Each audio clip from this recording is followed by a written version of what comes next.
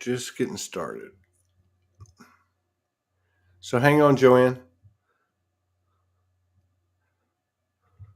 An impromptu. Can you hear me? I can't hear you. Can you Oh, hear me? yeah, Yeah, it's impromptu. I'm gonna just sit tight. Sit yeah. tight. Let's go. Good. Okay. Where is the music? Are we on? Yeah. Let's see. A little bit of background music and a little ambient.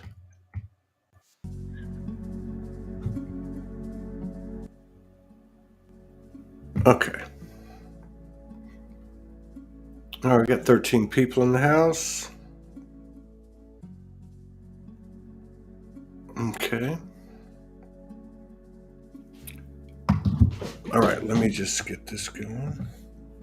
If you want to.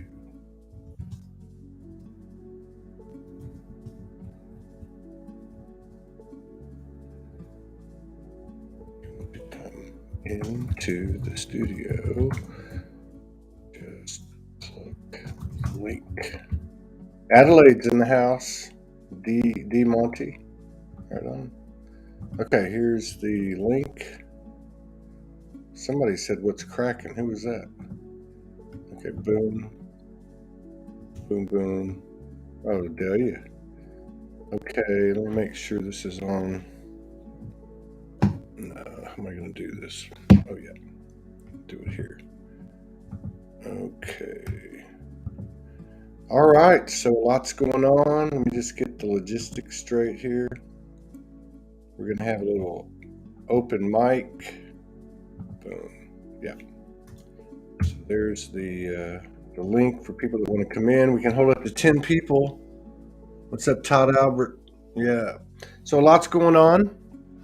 A lot of things are happening, as everybody knows. And we're making great progress. So, yeah, I thought it was kind of a light day. So I thought we would, we're supposed to have some personal engagements today and tomorrow. And so we're going to have a light schedule. But we're inviting everybody, especially if you haven't been on before and you want to come out. This is a safe place to do it. And you're welcome to do that. YouTube, Facebook, and the other one, you're welcome to come on. And the link is up. Just click the link and follow the prompts, and you'll be here. We can hold up to 10 people. So we got our sister Joanne Palladino's in the house. She's already here, and just let me just say it again because we have been getting suppressed quite a bit. So if you don't mind, we don't usually ask this, but if you could share this to one page or one group, that's cool. You don't have to go crazy or nothing, but just share it one time. That'd be cool because it's taken like 20 minutes for people to get the notifications or see that we're on.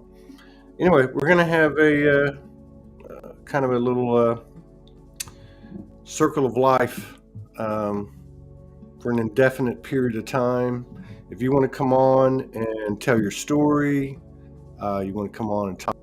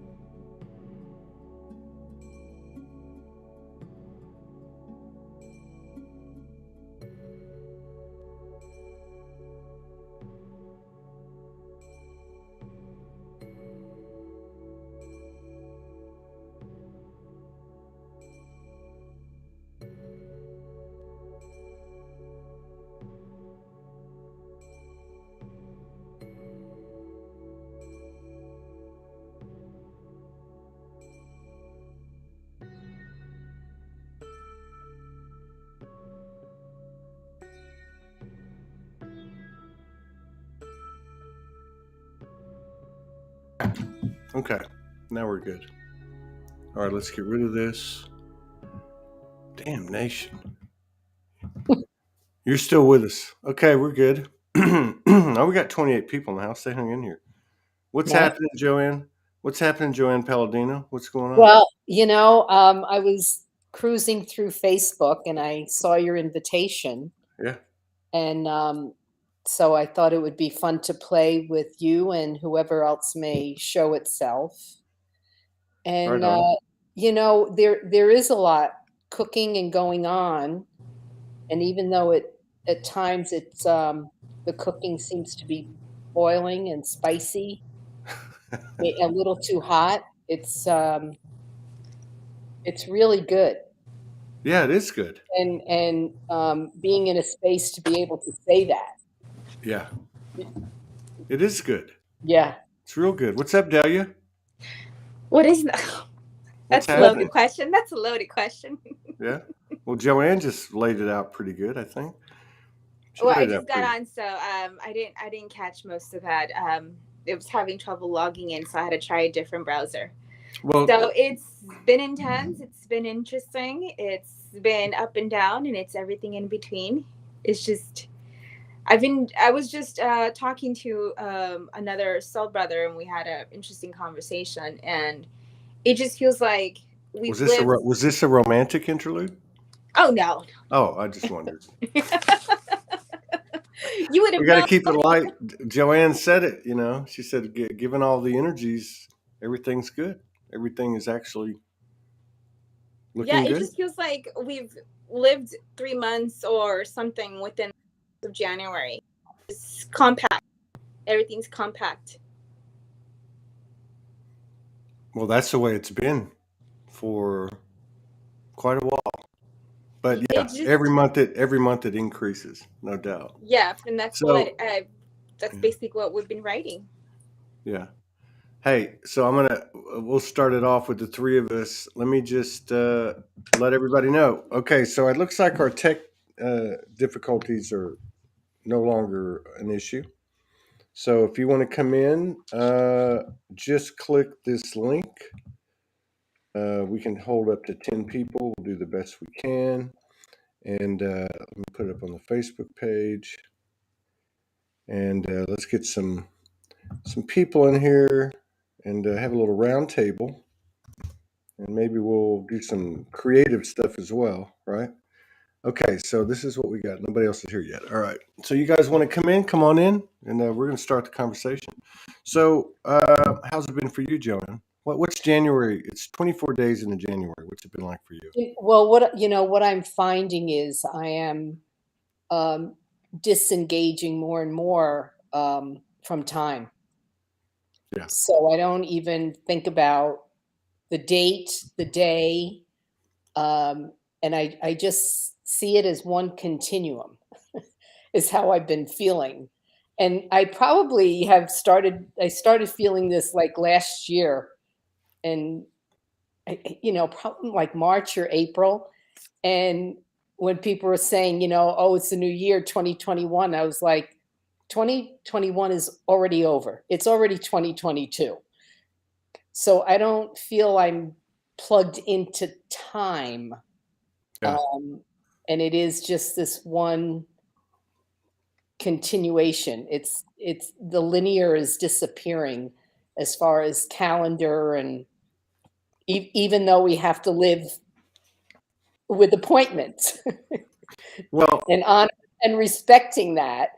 But even with holidays, or people like, what are you doing for the holiday? And I was like, oh, right, it's a holiday. there is no holiday. I'm just like, no, I get what you're saying, and I put this comment up from our friend Debbie Mahoney at the same time because I get what you're saying.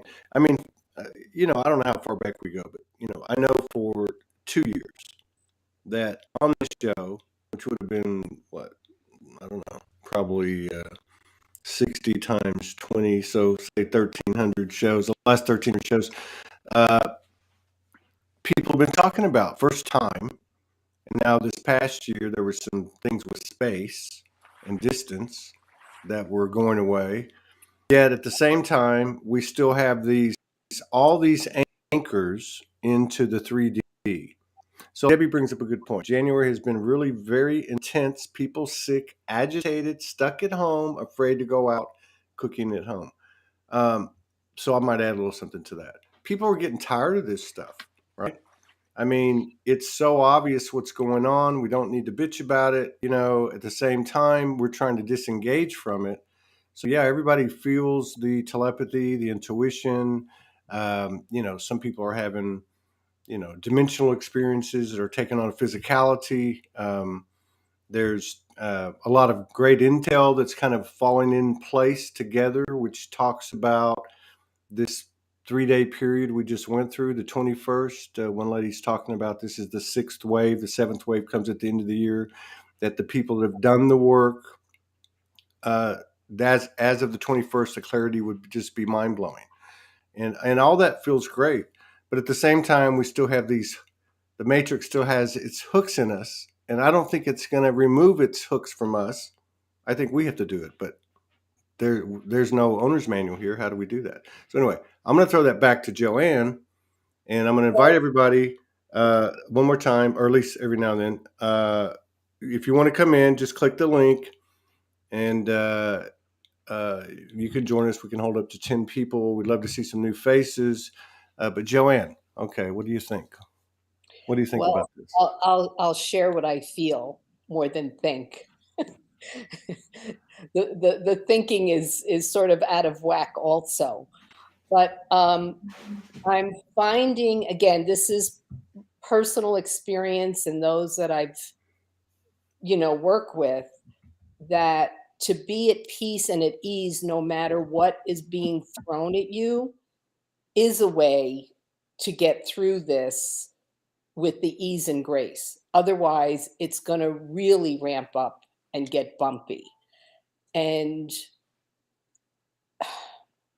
being in a state that everything is sacred, again, even the pain or the irritation, or how long is this going to continue, it's stepping up in your own responsibility to not get hooked in with those irritations and be distracted by the irritations. So I'm finding to ride through the waves, and the waves are going to continue. They're not going to stop. They're just, the tsunamis will come, and then it'll be easier, and then more tsunamis will happen. But the more I cultivate sort of the still point within myself, I'm viewing it in a whole different light. I'm not saying this is bad or pointing fingers. So it is up to us, each individual. And if we don't be with what is coming to us in a different way, it's just going to continue. And those hooks, like you said, will just dig in a little deeper. It'll just deepen itself. So I really find I don't complain, even with limitations. It's like I don't feel limited. I'm really living life more fully on what is true for me and at peace with it. Wow, that's we got Jamie Miller's in the house. Hey Jamie, what's up? Thanks Hi for coming in. guys. We're gonna go in a circle here. Joanne just kind of started us off. Yeah, I get what you're saying. I mean, I think I'm at this point now where, we need to light this thing up. Like, I don't think I think certain holding patterns or certain expansions, kind of project us out, and then they become a holding pattern, and then they become what we know, and that's the standard line. But you know, I know I'm a soul. You can't hurt me. Then why in the hell am I sitting back here on my heels waiting for the event? Okay? You know what I mean? I mean, what's going on here? We Well, are co-creators. yeah, We are co-creators, and we need to have some balls. This is the way I look at it. yeah. And I don't mean this in a radical way, but I do. Because we all know we're soul. And this matrix has its hooks in us, and it's not going to unhook us. And no, we don't need to go out there and beat the dead horse and feed the monster because it's dying. So what can we do? What are our capabilities? Can we accelerate this? Can I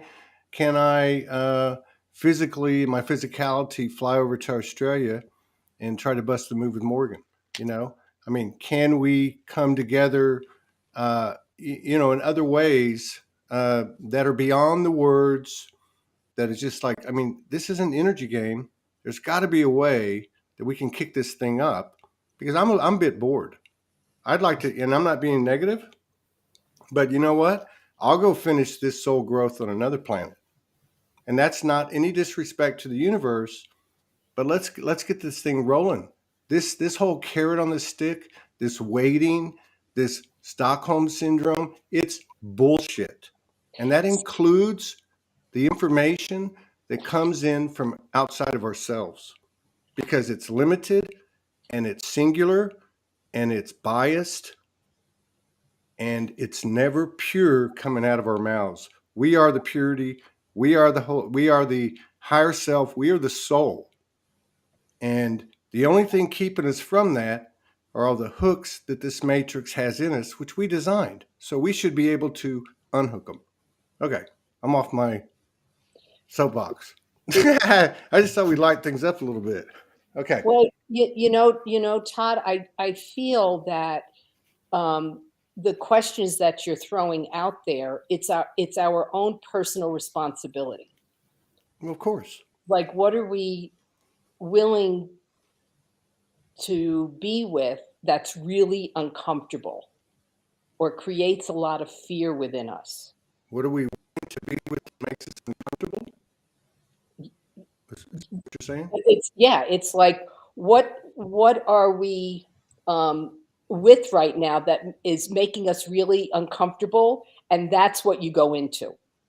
Yeah, it's pretty simple. COVID-19 mandates, mask, and I'm not saying whether you get vaxxers or you don't get vaxxers. I'm not talking about that. I'm talking about the bullshit that it is, and not being angry about it. But yeah, if we want to make a list of the things that make us uncomfortable, we don't have to think very long. We have a lot in common.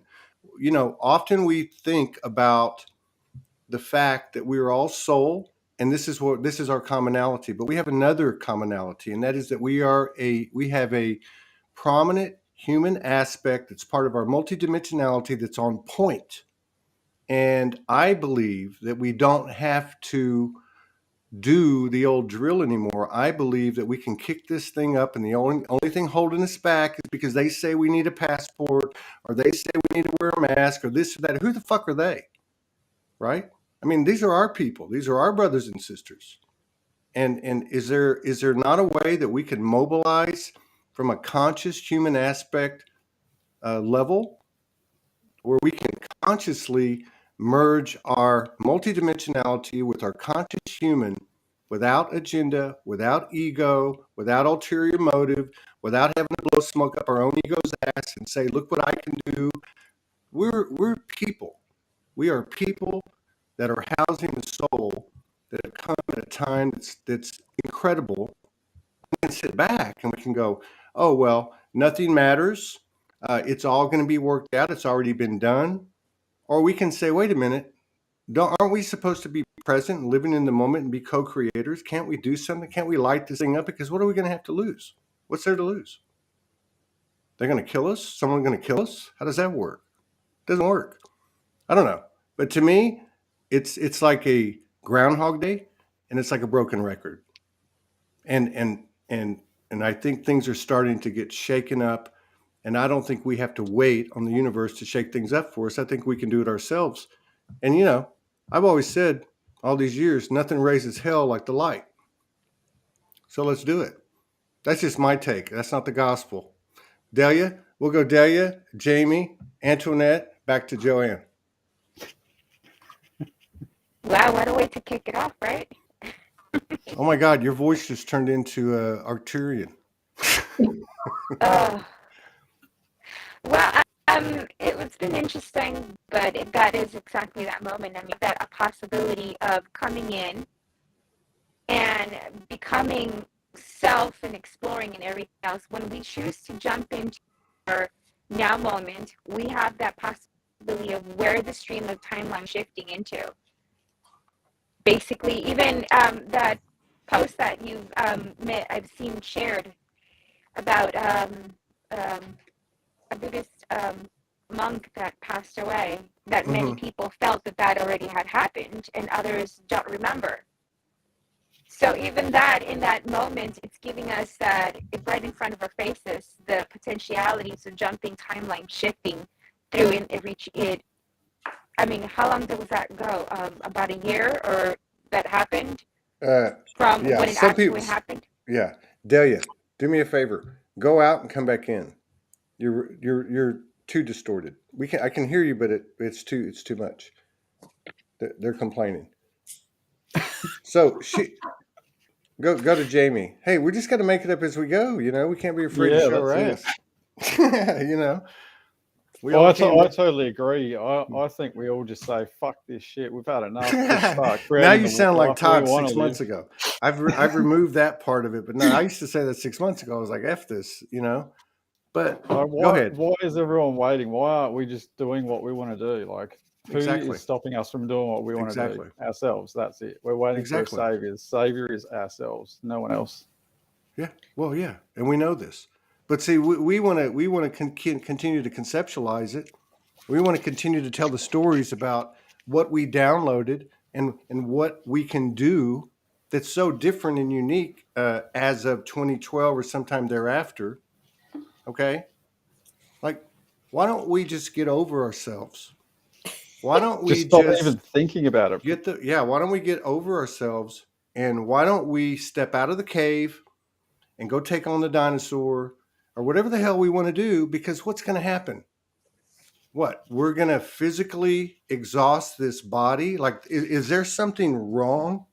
Is there something wrong with, what is it Atticus says? I want to arrive at the end of my life spent, you know, like in a worthy cause and depleted and half drunk, right? Like just let it all, let's let it all hang out.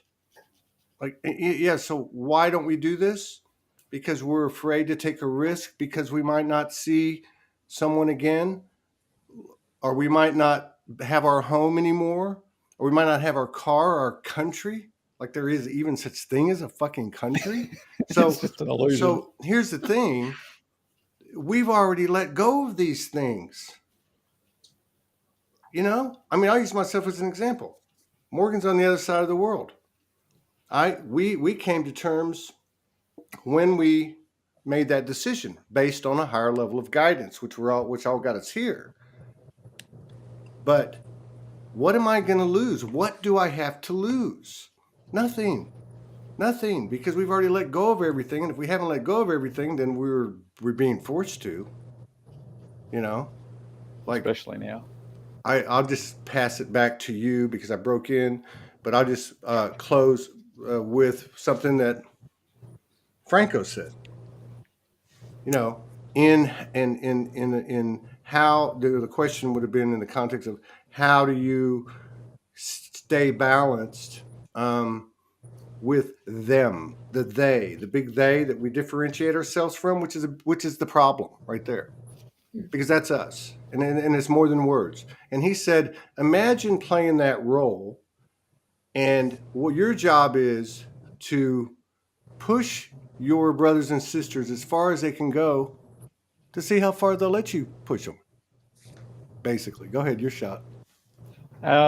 Something that I've learned from my from my own experience is the most growth I get is when I'm in the biggest pressure cooker moments. So the more pressure you put on me, the more I expand. So that's the way I look at it, is the collective is just being squeezed, and it's getting to the point now that everyone's like, can't handle it. All of their stuff's being brought up to release, especially right now during retrograde season and that.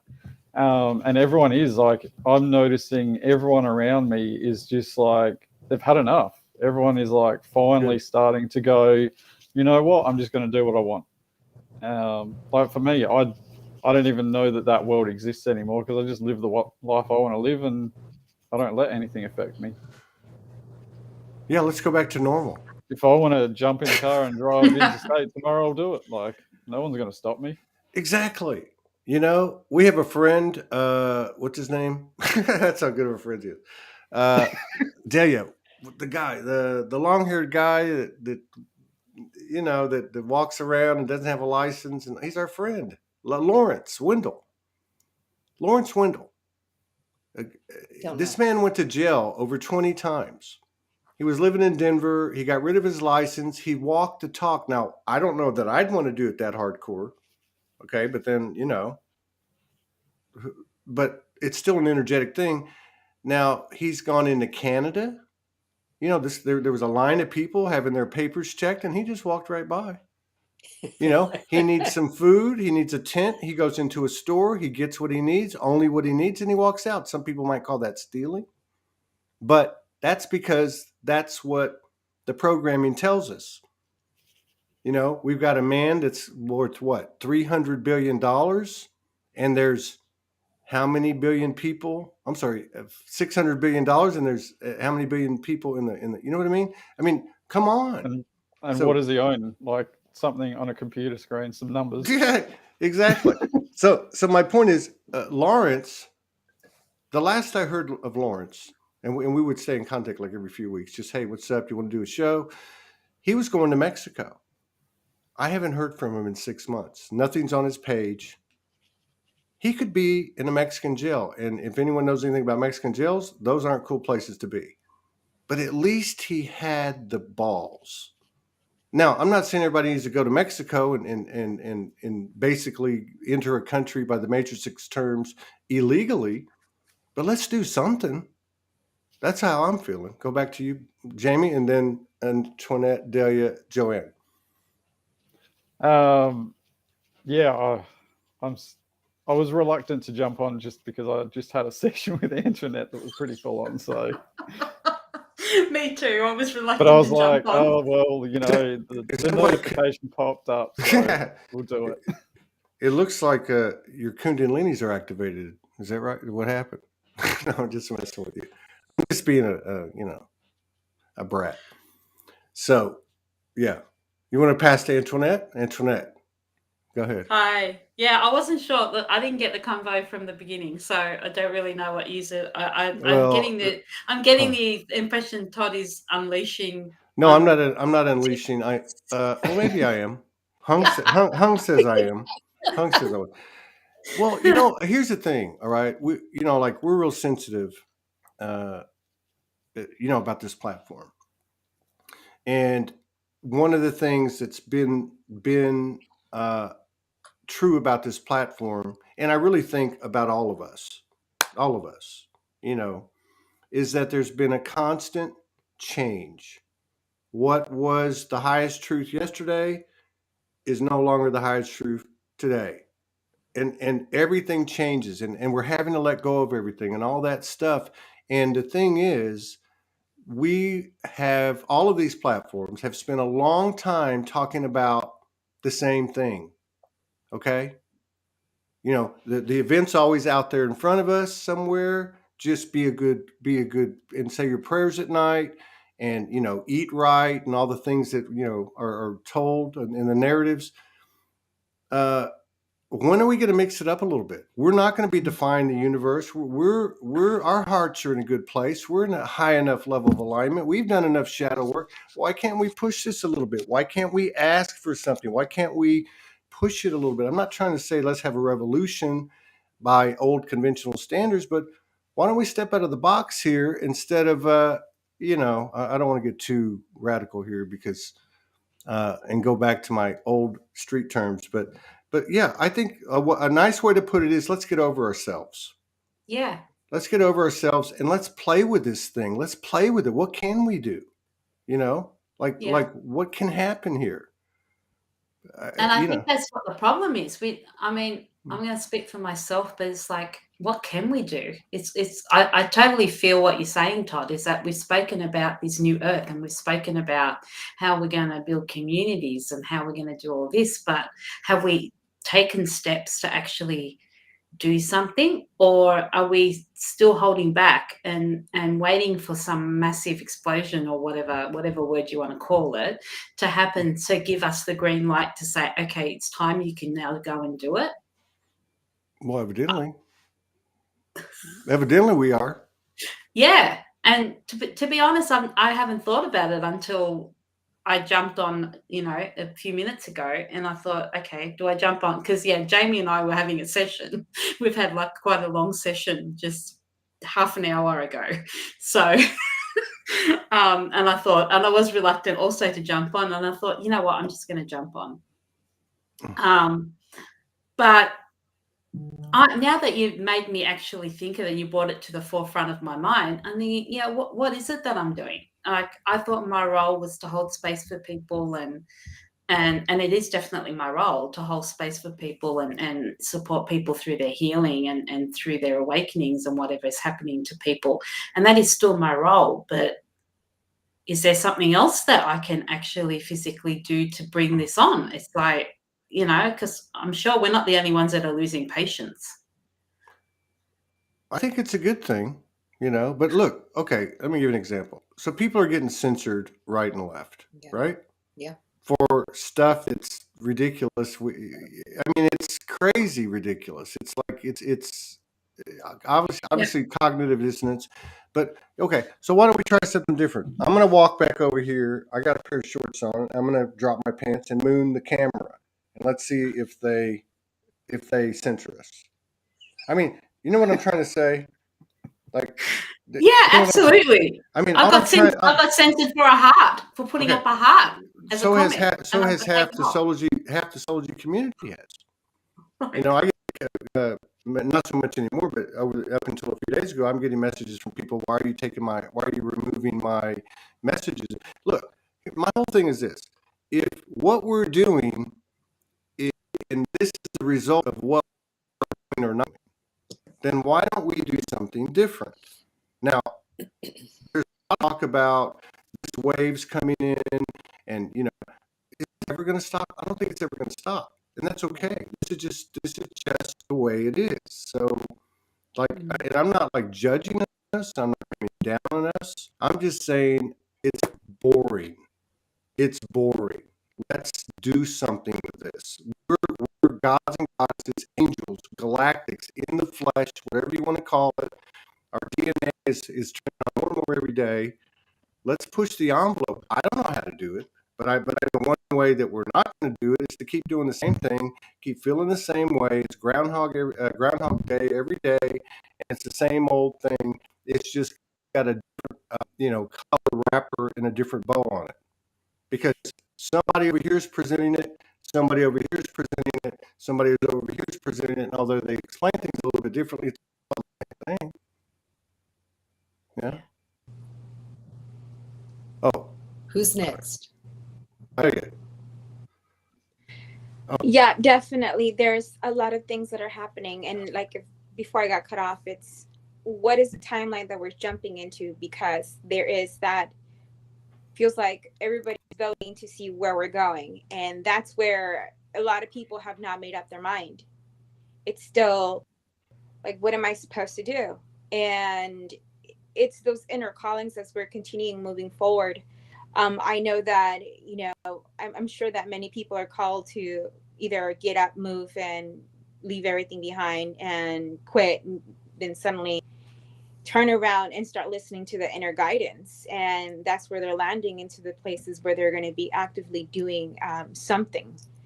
And, I think it just really feels like everybody's catching that wave, and it's going to be that wave of the wave of the wave. And it is still anchoring, processing what we've had in activations, and then just like, okay, I can forward. And then even with that, whatever is being brought forth, the shedding of the onion continues, and integrations. And then it's still that, okay, what am I doing to create the new earth? Am I doing actively in my inner space frequency to create that? And it's also, we're connecting and building the new grid, right? And that is in the energetic field. And I'm sure that when we're connecting and creating that new grid system, all those components as well that we're wanting to as an active co-creator in this creatrix. It's not even the matrix anymore. I see the matrix, but I feel like us being actively doing it. It's the creatrix of the birthing process, and it's that pushing that it's going through at this moment. And it's been feeling like that for some of us, and the people that I've connected have cocooned. And it's becoming at that stage where you're going to be birthed, and it's that active child inside the womb that starts having the mobility of like, oh, I can do this. And then when we finally are into that, the greater consciousness that takes us in as we are merging that with the soul of the human physical vessel, where we're choosing to be, where are we moving from here on to what is the next frequency of life that I want to create. And I think we're going to see that more coming together with people connecting. So I see that online already, and I'm seeing it, the beauty of the gift of this, COVID, whatever it brought in, it really connected a lot more people. And even with this connection, we're going to start pushing everybody into connecting in the physicality, because the connections are so deep and so connection that eventually some people are just going to decide, hey, we're going to meet here, and then just show up and connect and share code, and then turn around, expand that, and share that code that was exchanged further out. How that looks so far, who knows? But it is that moment, is we have not decided. I see that happening. I feel it happen. I just have no sense of like, how do I create this? And going back into our inner selves once again, it's like, hey, you've done this a million times. This is what you're coming for. What do you want to create? How do you want to see this different? Yeah. Haven't decided what. What's coming, how we want to be in the world, everything. It's even our interactions from jobs to simplest things. Okay. From what we think is a job to expand further out to soul passion, as well as how you're doing into service of humanity. It's like how people have not decided. They're still finding their niche and how to expand further with themselves. And that's always going to be a constant. And then, that's one thing, to be flexible, to be showing something. And I totally get it. It's just, we want just something to come on, just shake it up a bit to get things moving that way. Well, I'll throw this at you. We'll start back with Joanne. How do we go? Joanne, Jamie, all the J's. Antoinette, Delia. So, okay, let me throw this one at you. All right? Okay. I'm going to back up a little bit. 2 years ago, there was a worldwide wildfire in these communities, whether people want to admit it or not. That was about Trump, and it was about you, and about white hats in the government. And there was everybody arrested, and they're being hung. They've got tribunals and a whole bunch of it. All right? Where is the proof of everything we've been receiving? We have people come on this show, people go on other platforms, they're bringing in the Arcturians and all the galactics and the elementals and the angelics, and I hold the universe in the highest reference. The biggest part of it is the unknown. And the joke is always on me, as I understand it, in a good way, in a constructive way, in a Heyoka way, all right? My voice still cracking. Jesus Christ. Is that better? Is that? I think so. Yeah, that's better. Yeah. Shit. Okay, so my question is this, and this isn't to take away from anybody, including my own intel. But how do we know who the hell we're talking to? How do we not know that something has hijacked these lines of communication? Somebody put a message here a second ago, and they said that we go out and have peaceful protest, and everything goes back to normal. Now, that's just one type of example of the pattern. Okay, you get what I'm saying? But the reason I say, who are we talking to? Okay, who are we talking to? I'll tell a quick story. Franco. Well, you're frozen now. Yeah. Oops, we've lost There him. he goes. Oh, there he's back. Where did I? Is it clear or not clear? Well, it's sometimes it's clear, sometimes it's not. I'm fine. All right. I'm just gonna Like what we're talking about. Sometimes it's clear, sometimes it's not. I'm just gonna ask the question, right? And I'll let y'all.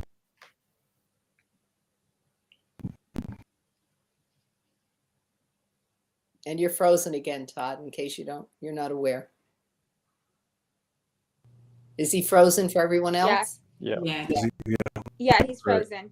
We didn't even hear the question. Hear my voice? Now we can. I can. Oh, now we can hear you. Franco obviously is probably, I don't know about the rest of you, but the most person I ever met. Yeah. Humble, loving. I mean, the combination, right? So this is memories from the womb, memories from planetary incarnations, full recall, so on, so on, so on. We have a conversation. I ask him, who are you talking to? We meet with this team.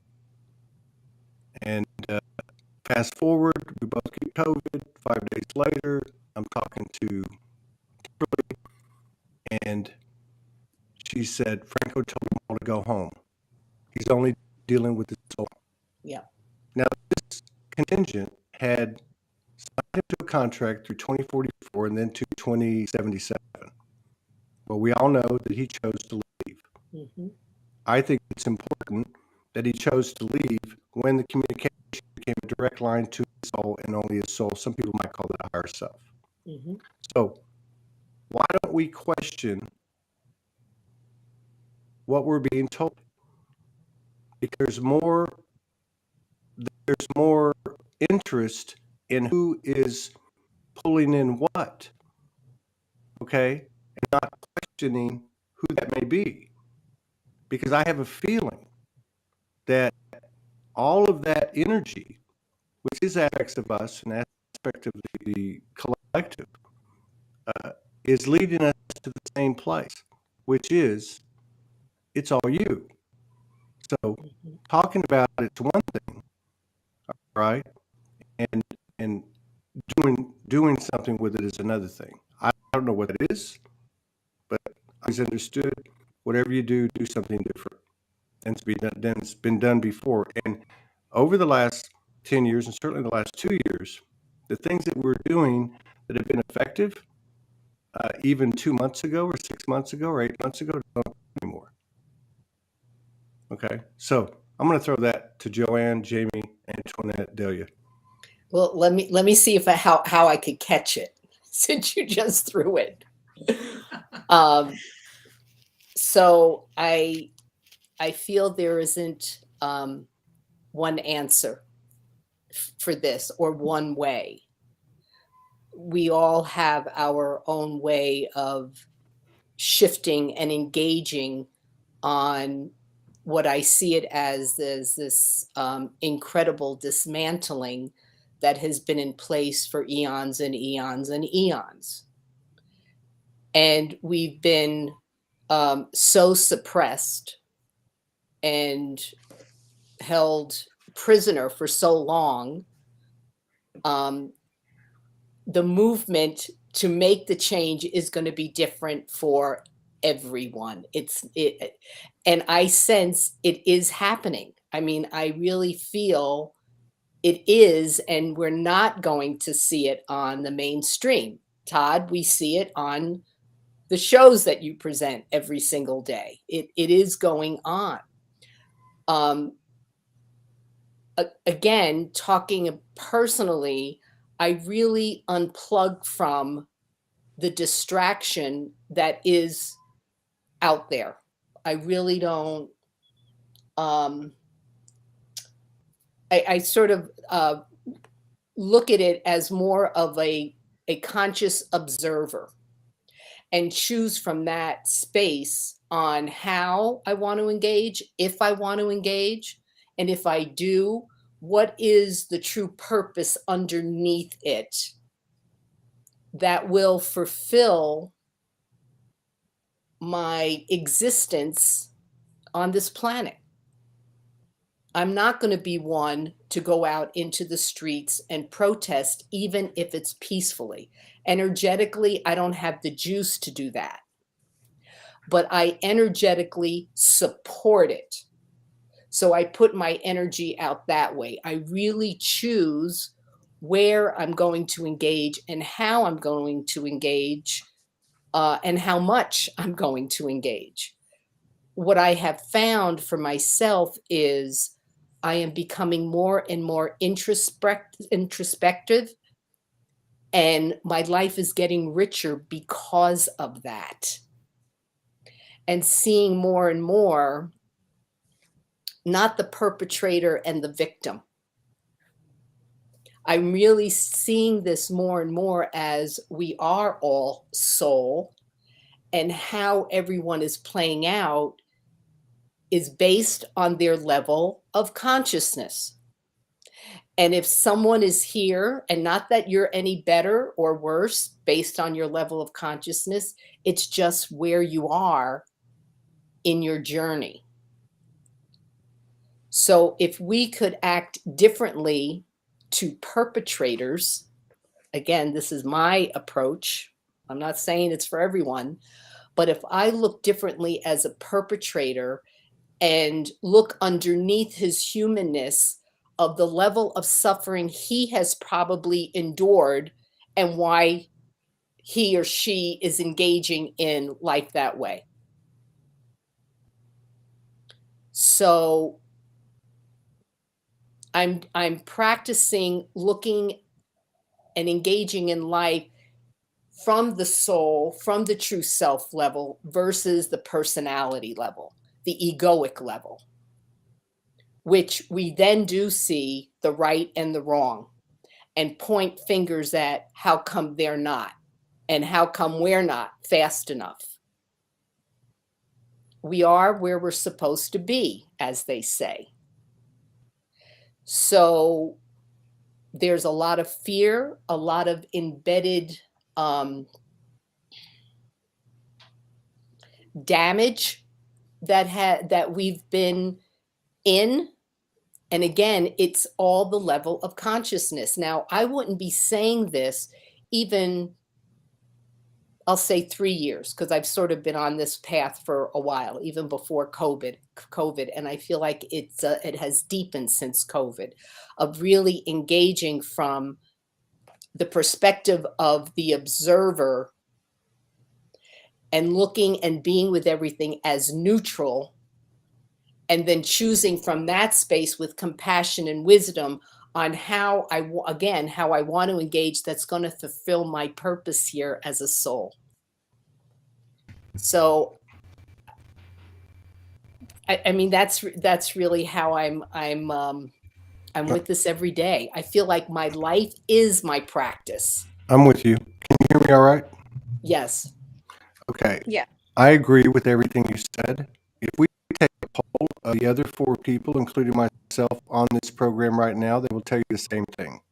They will tell you they're doing the same thing. They will tell you that they are every day working on and diminishing the power of victim consciousness within their own field. I've talked to all of them on the show, and I've talked to you, and you just spelled it all out. Okay. So I think there's a significant, maybe a small minority, a small powerful minority of people that are doing the same thing, and I know many, many people, and I know you do too. but there are a boatload. There is a shift load of them. Okay. So my question is, this is the standard line without taking anything away from it. If this is the highest efficiency of physical experience, then I'm missing something here. I'm not negative. I'm very positive. Very people will tell you I'm the rah-rah guy. But what I'm trying to say is I don't think we're questioning ourselves enough, because we're not giving ourselves enough credit.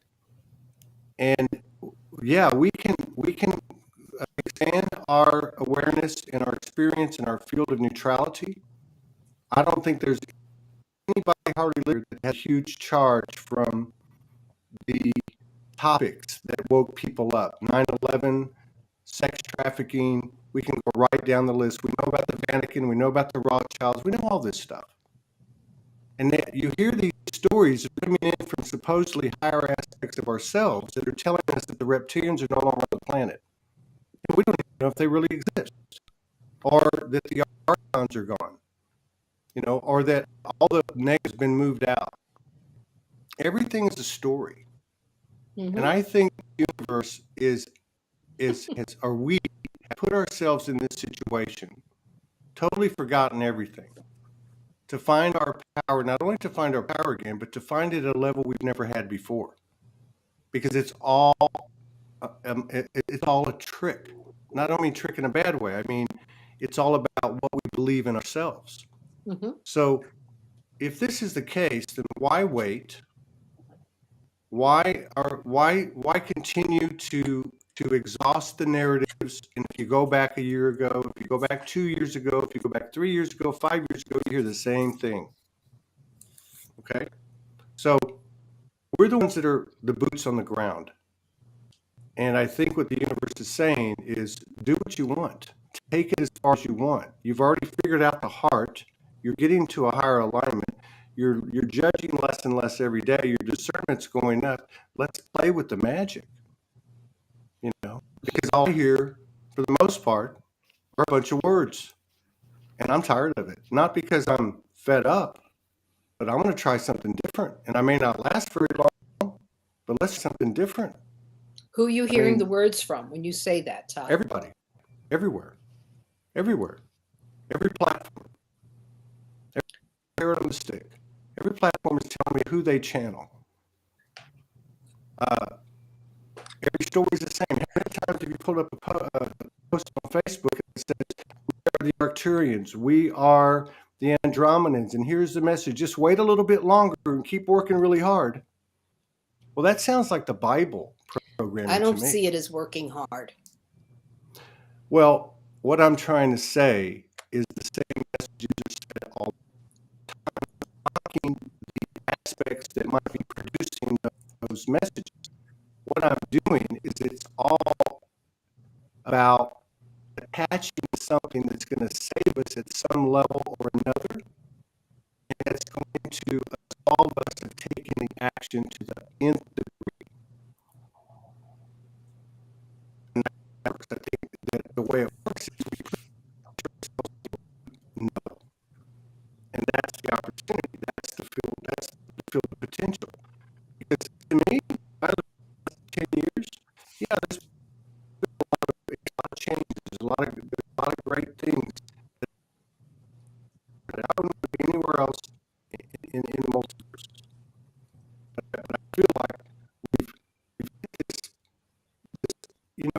we're moving ahead, and I think we can do something different. But we have to do something different, and I don't know what it is. I'm just putting it out there. You want to go, Jimmy? Yeah, throw me in the hot seat. I completely understand all of it, but it's really hard to know where to go. Part of me you mentioned something before that triggered something in that session, and it's like, am I meant to be talking about this session that we just had? I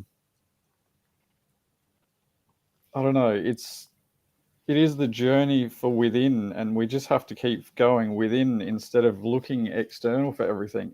Everyone's always looking for external validation. I mean, we do it with all aspects, like physical, and then now we're doing it spiritually, and we just have to keep finding our core truths and just doing what feels right for us, living in the moment, enjoying it, and not worrying about what other people say is right or wrong, or these other people are coming to save us and you got to do things a certain way. Just do whatever feels good for you and heart at that point in time, and not worry about any of the other bullshit, really. Because it's just all a distraction. Because it's always like, they're always, all of these channelings, you watch them, like it's always, they're slightly moving it further and further and further, and it's just out of reach all the time. It's like, they're not here, we're here. We're the ones that are living it.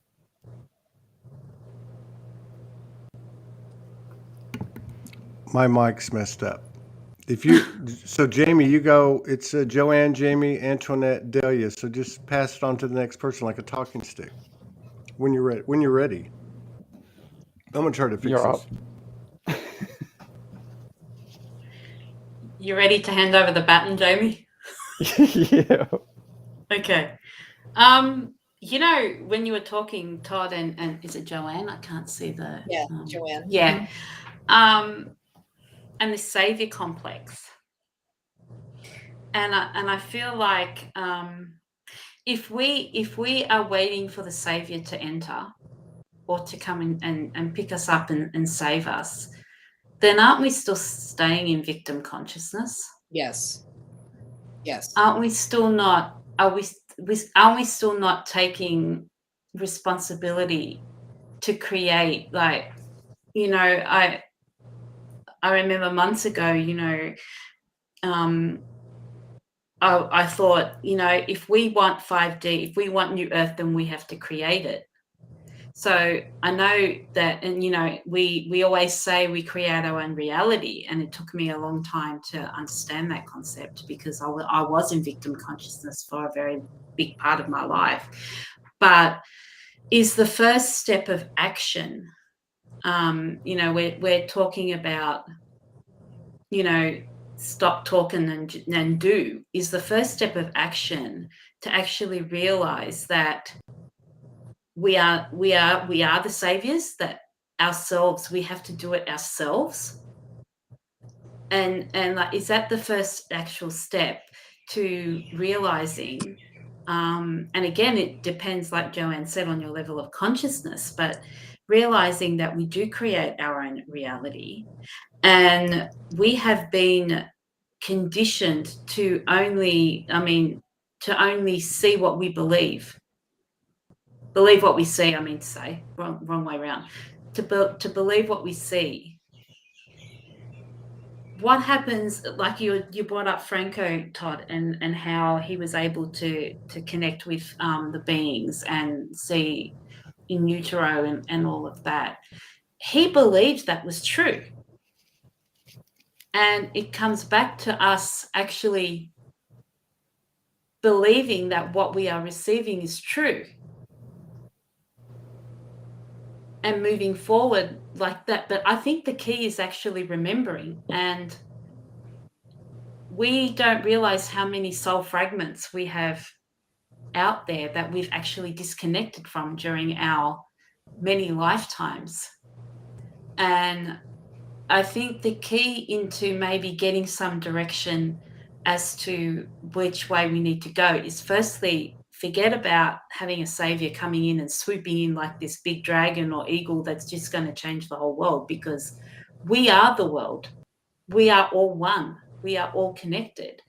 And I think this journey of introspection that we're talking about and people are experiencing, and I know for myself, the last couple of days have been extremely intense. There's no more hiding. For me, for me, the deepest core wounds are surfacing, and I know that I can no longer run from them. And I know that a lot of people are experiencing the same thing in this moment. So it's a collective thing. And I actually think on a collective level, the patience is actually, we're in the same spot as you, Todd. Like, the patience is like, come on and happen already. Like, and I think the universe is supporting us in that, because it's sending us opportunity after opportunity to really go into deep and see what the hell is holding us back. But I have to be honest, when you say what do we do, I don't know that I can say an action plan. The only thing that keeps coming through into my head is remember, the process of remembering who you are. And is that going to be enough? But I think we also have to stop connecting the way out to a savior of some sort, or once the time's up, divinely it will happen. It has to happen within ourselves, because collectively we are one. And maybe by doing our individual work collectively, then that raises the consciousness of the soul of the earth, the soul of the planet. I think there's a lot of different layers, and it's about merging. And I've been getting this word merging for a very long time, but I haven't been told any more information. I know that it's a merging of timelines. I know that it's maybe a merging of, and just recently I've received an image of the world, like the map of the world, and then all these lights just lighting up all around the world, and then like as if there's like a join the dots thing going on.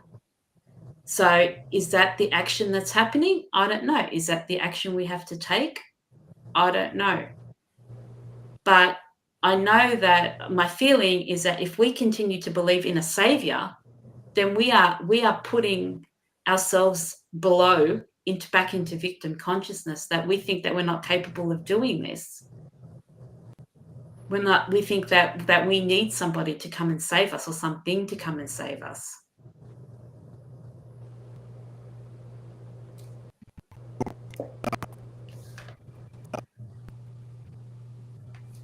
Can't hear you, Todd. I'm sorry.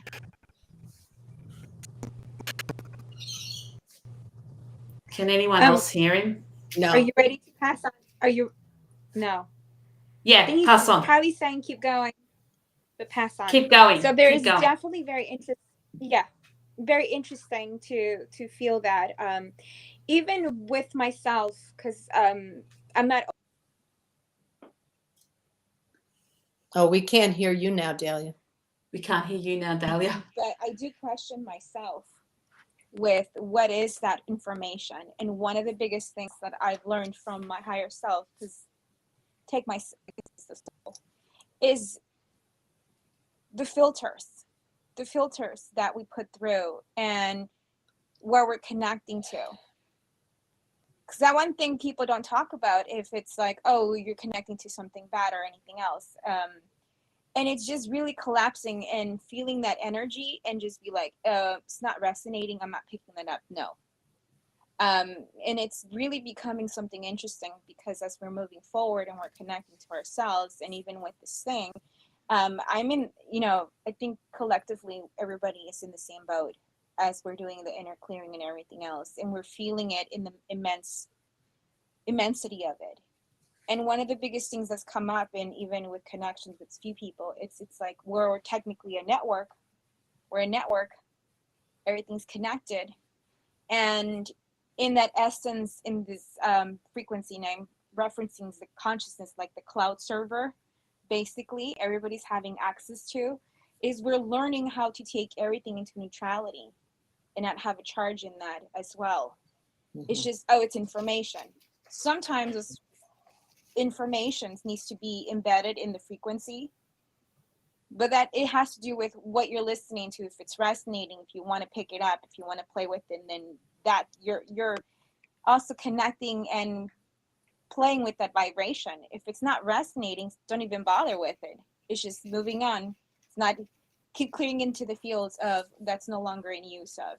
And we're going to start seeing that with a lot of different things, and even attaching the labeling of what are you connecting, what is the message, and put a label in it.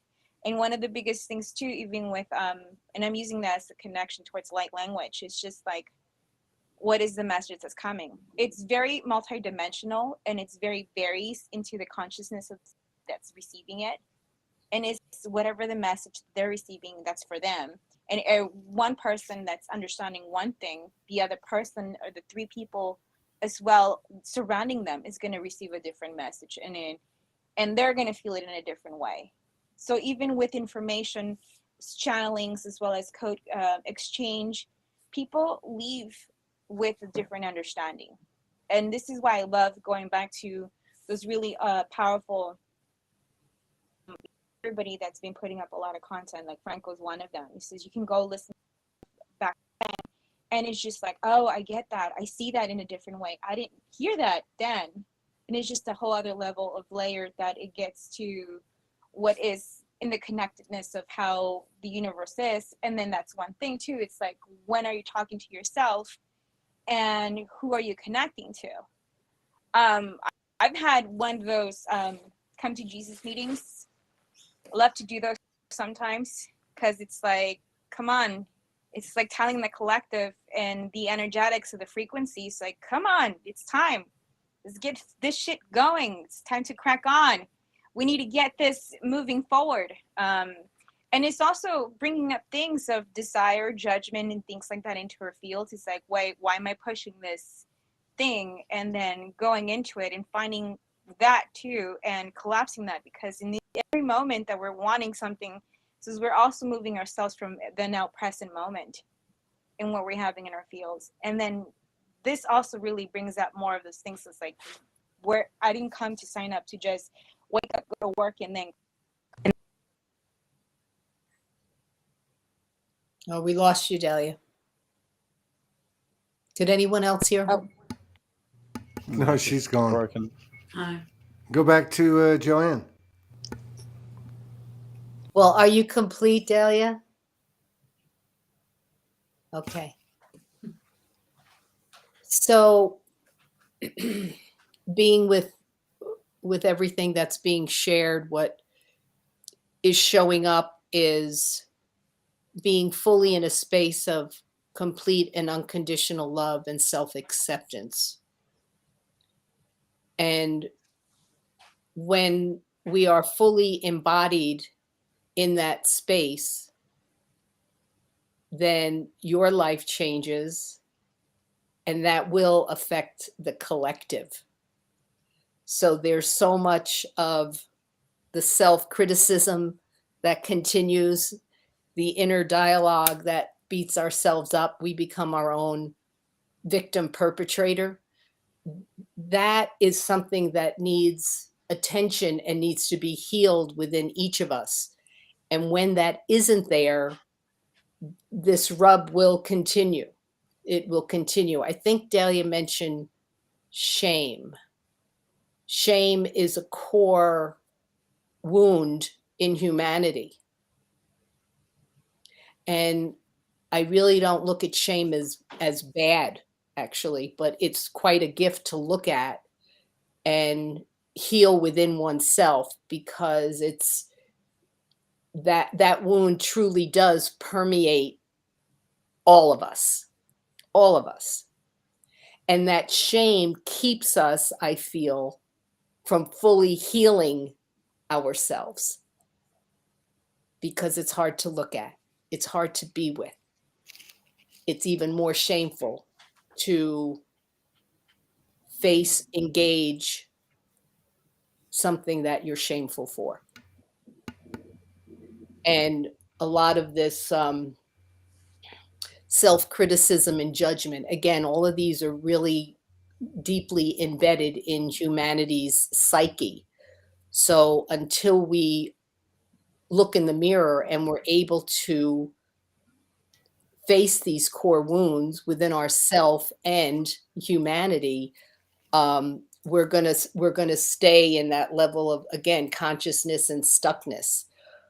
But the more we have the courage. It takes a lot of courage to do this, to really dig into the dirt, the stuff that smells and that's rotten within us.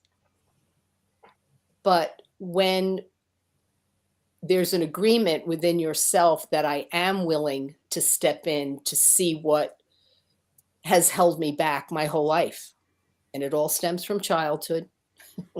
when doesn't it?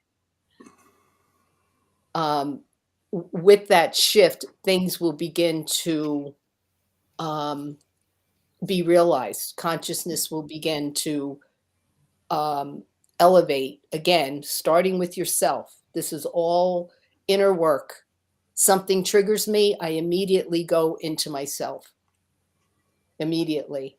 And I'm also guided by how my body reacts to something. So feeling, so being very connected to one's feelings and not being afraid of that either. So I am informed really through my body, whether it's a yes or a no. It resonates with me, it doesn't resonate with me. So I'm my own informant, and I do this more through being versus doing. But I bring that level of stillness or beingness into my activity and into my engagement, which really supports and strengthens like the alignment with God and whatever that is to anyone. And it's a felt quality. I can't put words to it. I can't put words to it. But I could just, the inner peace, if you will. The inner peace, or being the core of the storm, and being that still point. I always come back to that still point, because if we don't have that, I find if I don't have that, then I do become part of the tornado. Yeah. And I think we can. Yeah. I think we can all relate to that. Yeah. Absolutely. So here's. Can you hear me all right, or am I breaking up? No, you're good. Okay, hopefully I fixed it. Hey, Laura Cruz joined us. All right. So we're going Jamie, Antoinette, Delia, Laura Cruz. Okay, so here is a comment that is on the trajectory of what I'm talking about. Understanding that most of us here, if not all of us, and I'm talking about everybody tuning in, is on the same wavelength as Joanne's described. Okay? That being said, Janie Hodges, she says, I'm actually glad you guys are talking about this because I was just feeling today, what's the point of even talking?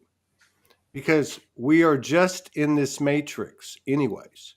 What are we going to talk about? It's like every topic is a program. When I look at it, I think maybe there's something outside of this that I can reach, but reaching for it makes me discombobulated and disoriented. Yeah, we don't. So it's like everything is anchored in the 3D, and it's an all or nothing proposition. And there's no good or bad, and there's no win or lose, but there is a choice, or I should say, a series of choices that ultimately is a choice of we're pursuing what we call a higher frequency, or a higher level of alignment, or a higher love, or a higher awareness. And there's something like the way she describes where it feels like there's something just outside of all this. And I think she did a pretty good job of trying to explain something that to me is unexplainable.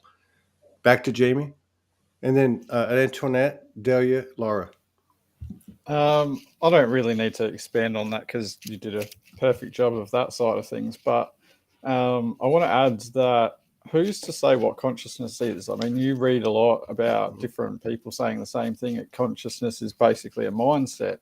And then at the same time, everyone's saying go within, and then, we trust our gut feelings. But what if we're not going in deep enough? The session that Antoinette and I did this morning, I don't know, I felt the call that I needed to jump on, and then this kind of segues into that, and it all ties in. She ended up helping me to bring back an old soul fragment of myself from my childhood. And when I was a child, I would actually go within my body into my cell structure and move around my body and my cell structure. And then it was like my veins were basically like wormholes and portals, which would then bring me out in different places. So maybe we, instead of, what are we doing on the external, maybe we need to go internal more and get into our physical structure, because we are having the 3D experience in a physical body. So why are we not going deeper into the body? Because it all tied back that basically once I started going to school, like I slowly started losing this part of myself, and now I've only just remembered that part of myself, so I haven't had time to play with it yet. But I really feel like there's a key here that, our body does things like you can be completely quadriplegic, but your body still functions, like it still digests food. There's still stuff going on in the body that we have no idea what's going on. So why aren't we going in the body and actually exploring within the body? Because that's where the answers might be that we're looking for. I agree. I third that. Yeah. And Joanne said that. And my comment on that is the body's on point. And you made a really good point. And so going back to the first part of this, where I was like, I don't know what to do, that rings true. That we do know. We know the body's gotten louder. It's guiding us. It's talking to us. And it's, for all intents and purposes, the body itself will be the soul in the physicality. And it already is. The only, and maybe that's where the hitting the head is how do we get there? Like, what's it going to take? Like, you know what I mean? Antoinette. Yeah, I wasn't sure how much to share. Like, yeah, you can because go for it, because Jamie and I have had this amazing session this morning, and I'm just listening to what he shared, and for me personally, I didn't know I didn't have a plan about how we were going to do this, but Jamie said to me, I said, she says, are you up to it? And I said, yeah, let's give it a shot. We're talking about soul fragments and bringing back soul fragments. And I have gone through a process of bringing back my own soul fragments.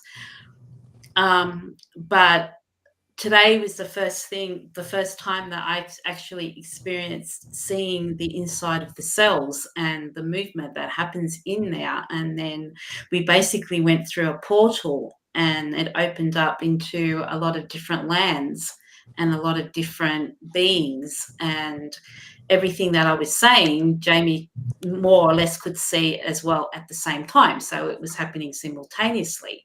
And, it was, for me, I think the key is the heart opening, the unconditional love, the heart opening.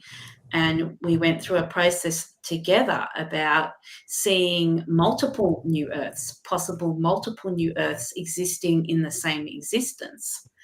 And it was able to open up for him memories of what he used to see as a child.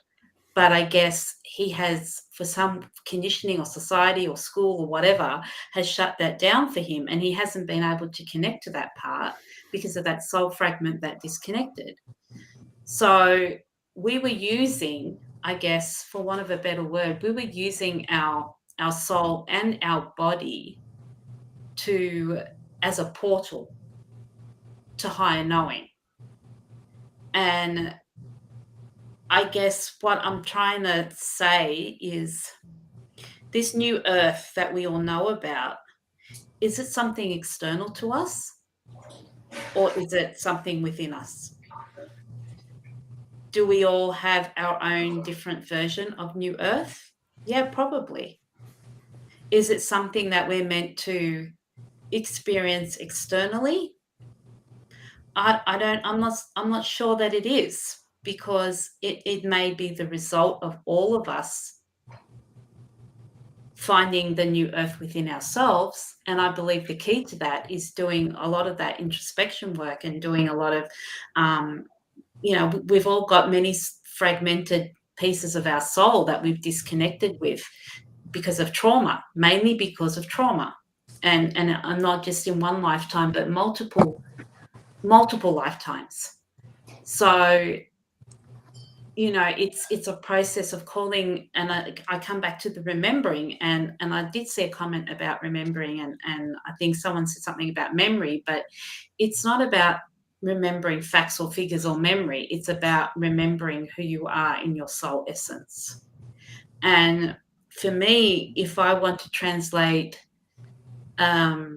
new earth, for me, it's an internal thing of finding the new earth, and then we know that what we think we become is the first step of the process is finding the new earth within ourselves, and then we will be able to project it externally.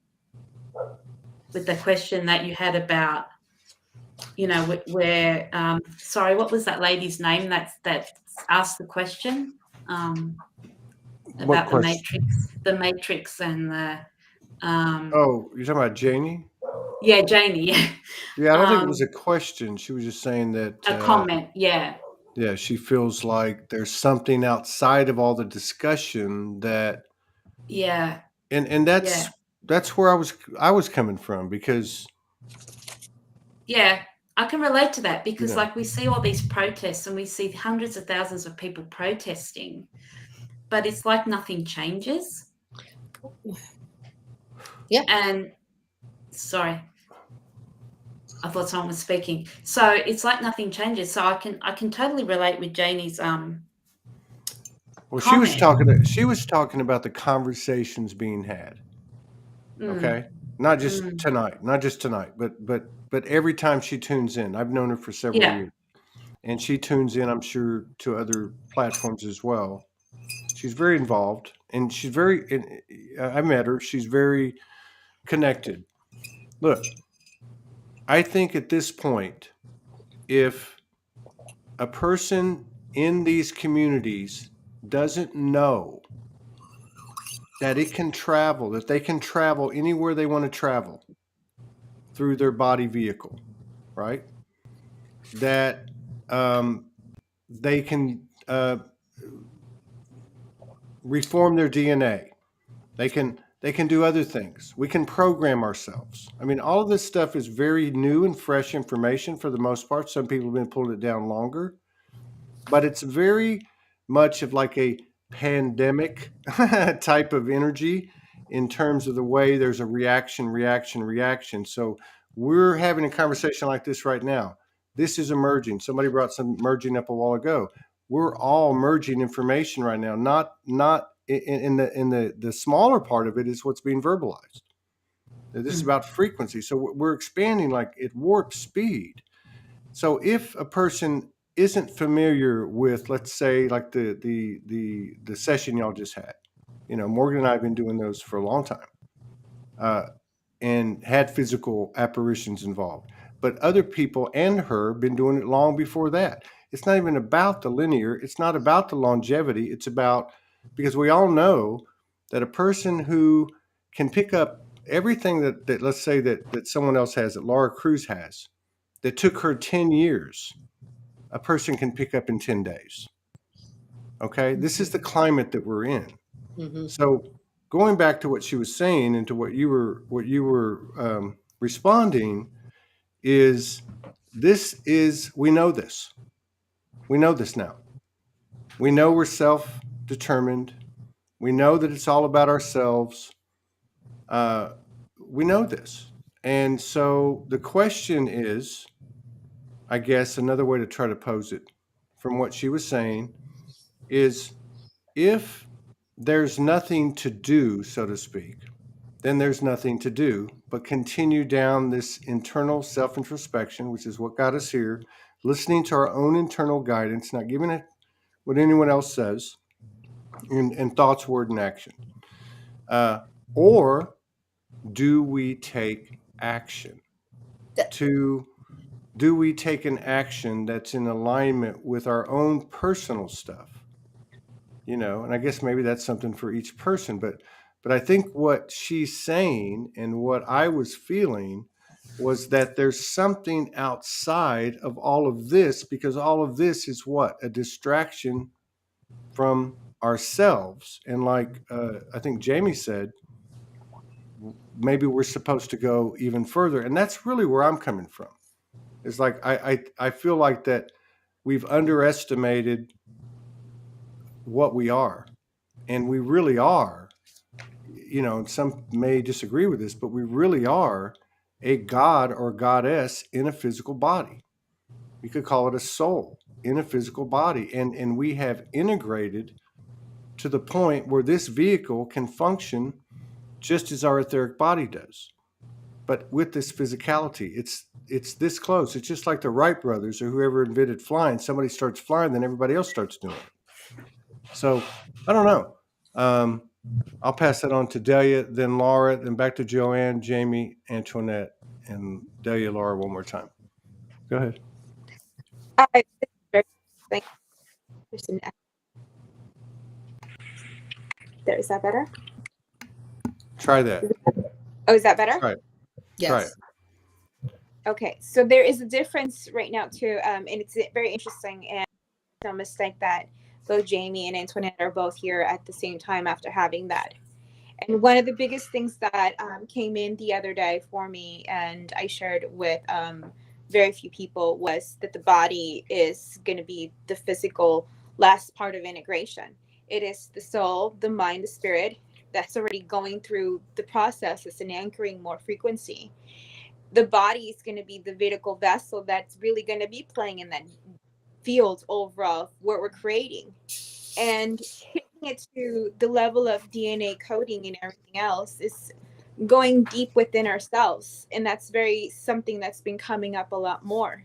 The body's speaking, the body's loud, and it's going to be telling us one way or other where we needing to make a change in something, because of course we're asking for more clarity integrations. When we're asking for more clarity integrations, and as well as the intention there, the body's listening and it's like, oh, now you have to make these changes. We're needing to make a change into shifting the frequency. And these are always the initiations of frequency change, so we can adapt more and have more divinity, to hold more divinity of ourselves back into the body. And it's all those fractals that are coming back into us and honoring that we are exactly that. And that's one of the biggest things, that the dissociation of them and us and everything else is, you know, what we were made here, when we were brought here, as well as being created. If we want to go all the way towards, you know, we were technically in the past have been enslaved to become slaves of whatever power, right? At least that's narrative in the old way, and then some of us can remember being a part of that. And even with that, they told us that humanity was nothing. So that's a program that's been ingrained deeply in humanity, that we're becoming. It's like, no, we're more than that.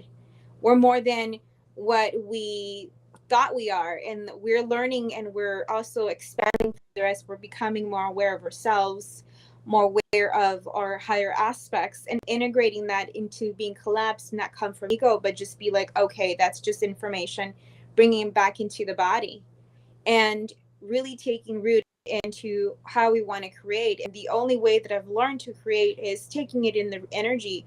And this is one of the processes that I know that Franco's talked about, and I know that Todd says it so much, is I'm just going to take it into the energy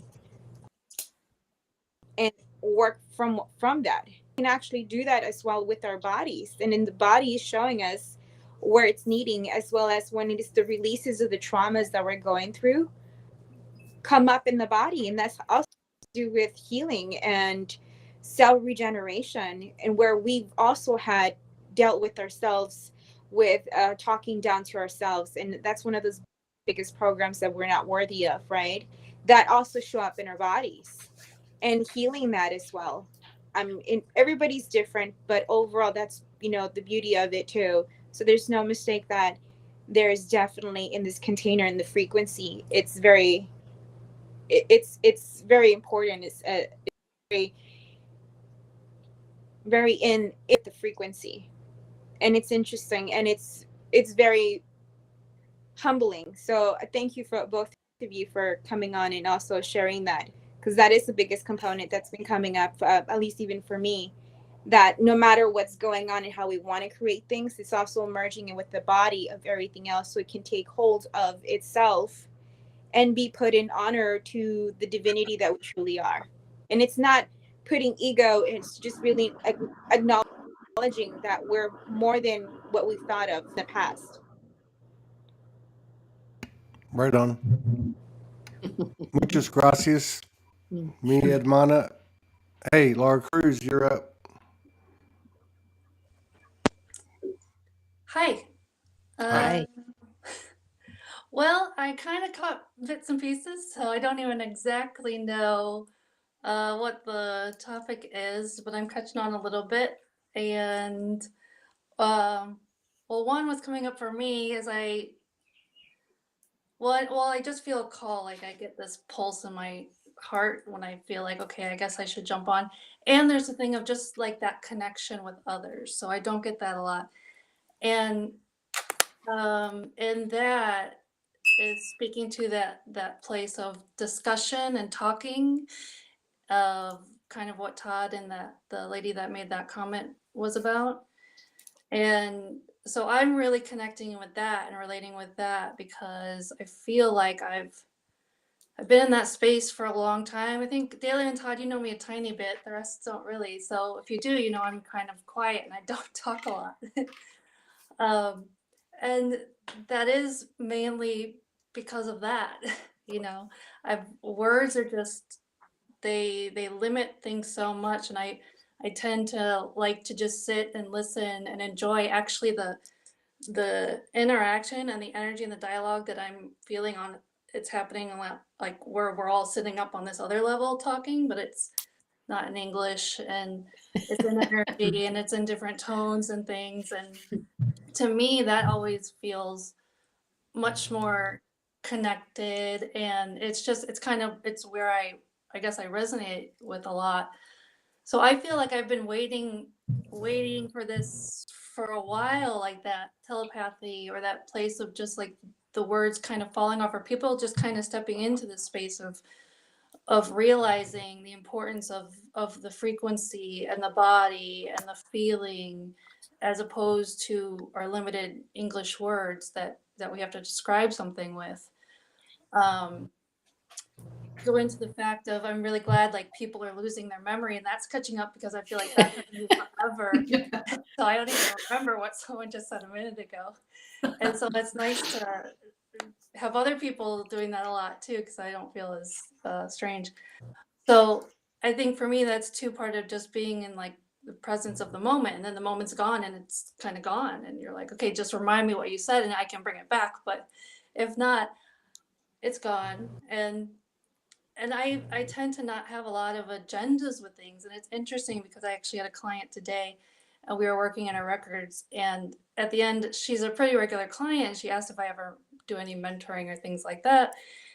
And, you know, at times like, well, sure. I mean, I mentor, I life coach, I do all that stuff in my sessions. But the thing that I've always run into with anything, and so I was talking about it tonight, is I think it's that place that you were referencing, Todd, and that other person, that space outside of this, where, and it's like this frequency in the records I noticed, where there is no agenda. There's no agenda. Everything is perfect. There's nothing to do, and I tend to like be in that place a lot. So even in like creating content, or I never really post things. I listen to a lot of different platforms of people speaking these things because I'm like, oh yeah. And it's just like that. But I don't get ever really like a big pull or focus to talk about anything. It's like I can talk about anything, but just let me know what you want to talk about. Because in my frequency and where I'm at, it's like I don't have an agenda really. I can just be in the space, in any type of space, and let's just do that if you want to do that. But it's like I don't have a strict way that I have to go down this path, or someone needs to know this, or this has to, because it's like, well, it's fine, and if they need to know it, they'll figure it out somehow, whether it's through me or something will show up, or something will happen in their life and it'll show them, or however long it takes, so it's a very ambiguous, I guess, type of way. But I guess that kind of comes up for me when you're talking about the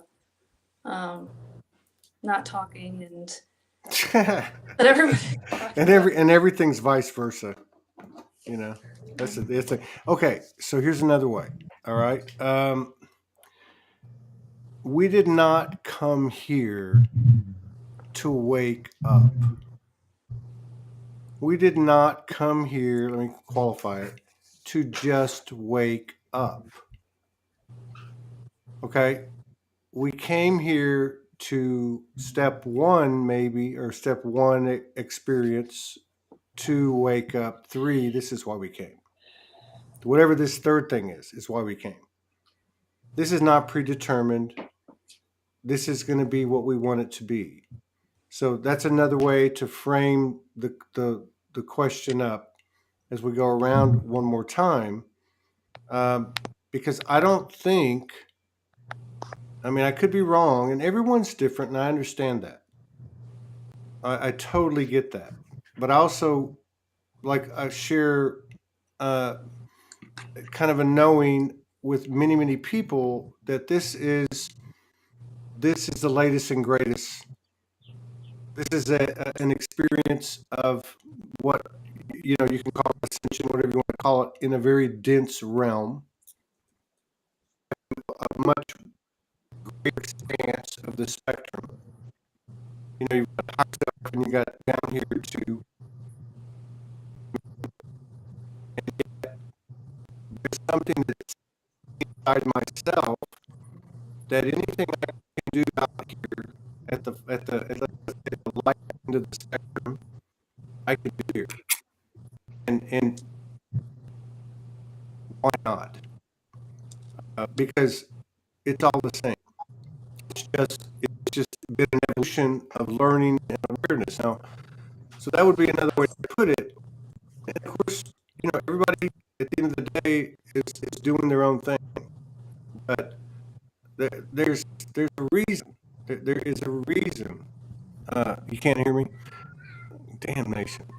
There's a reason that we're interacting and collaborating in such a physicality. There's a reason. There's a flip side to the drudgery and to the laborious aspects of being human. And that's what you're interested in exploring. So let's go around one more time. My mic is screwed up. And Joanne, Jamie, Antoinette, and Laura. So I smile after you're sharing, and Laura, I love it because I so understand about the language. It's really hard to put words to maybe what we're experiencing and want to express, and being in that place of stillness and beingness. So I relate to that and understand. So there's a few things that are coming up. I guess one is like we're creators, Todd, that's what showed up when you were explaining that. Like what's the third thing that, that we're here?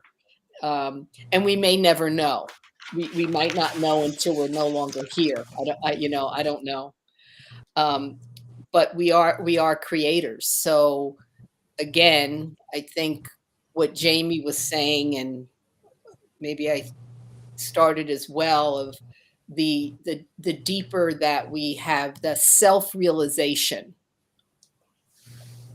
then there is that the tipping point for our own individual